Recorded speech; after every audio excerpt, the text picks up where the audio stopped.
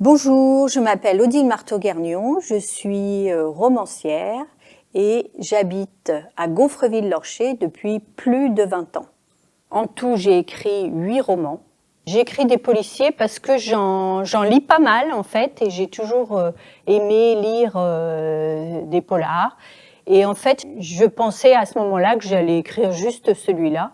Et finalement, de fil en aiguille, j'ai continué à écrire des histoires et j'ai continué à faire vivre mes personnages qui sont récurrents dans mes romans. J'ai ma série Anna Le Goff. Anna Le Goff, c'est une enquêtrice qui est bretonne et mes enquêtes se déroulent particulièrement sur la côte bretonne. Et je vais sortir, là, d'ici quelques jours, le 5e volet des enquêtes d'Anna Le Goff.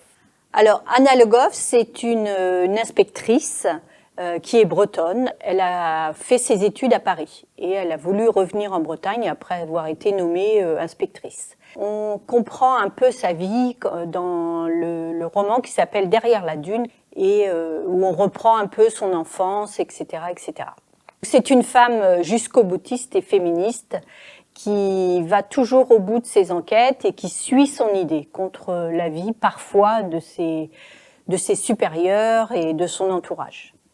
Ce dernier roman s'intitule Noir fantôme et dans ce dernier opus, Anna est confrontée à la mort de jeunes femmes qui sont retrouvées avec la tête complètement écrasée. Donc ces jeunes filles, elles ont une caractéristique, c'est qu'elles se ressemblent, elles sont blondes, elles ont les yeux bleus. Donc Anna va commencer à chercher un petit peu les significations de ces morts, de ces assassinats, et va se retrouver à chercher des sources dans le Moyen-Âge, dans les rites religieux. Donc, ce qui caractérise ce roman aussi, c'est la rencontre avec Fred Carlson. Il débarque dans le commissariat en annonçant qu'il a été nommé inspecteur et Anna Le Goff n'apprécie pas du tout la présence de ce monsieur et ça la perturbe. Donc, elle va chercher un peu qui est cet homme, qui est surprenant, qui a des réactions peu orthodoxes, j'ai envie de dire. Et donc ça va occuper une bonne partie de l'histoire. Donc le livre va sortir le 17 mars. Il va être édité dans une petite maison d'édition qui s'appelle S-Active et qui est normande. Donc moi j'aime bien travailler avec des éditeurs, je dirais, proches de l'écrivain, proches de l'auteur, qui entretient des relations de confiance.